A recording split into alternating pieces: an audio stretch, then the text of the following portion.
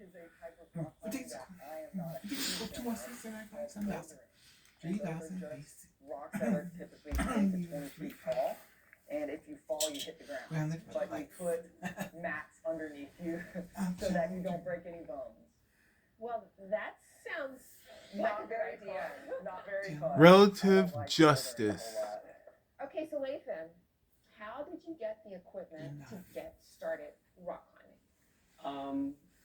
We had been doing it and just climbing on his stuff for about I just like a little over a year, and at that point, he had given me a bag of just like a starter gear, starter kit, pretty much. There it is again. Just like climbing, like rope, bag, shoes.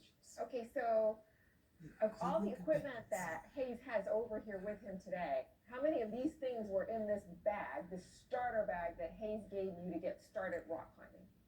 The vast majority of what you see on the table right there was in that bag, yeah. So Hayes, when you gave this bag full of all this equipment to Lathan, what did you tell him about the equipment? I let him know that it was not a gift. I told him I was loaning it to him, but that he could borrow it for a short amount of time.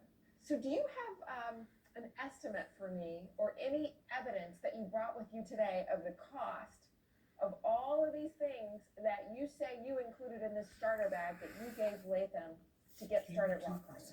I do have some evidence. Unfortunately, I do not have receipts because this is equipment that I've collected over time. Good news and bad news in a record time. Online, and I printed off some examples of how much some of this equipment costs. Okay, I'd like to see those, please. Absolutely.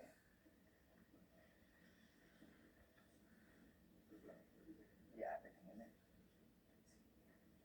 Thank you.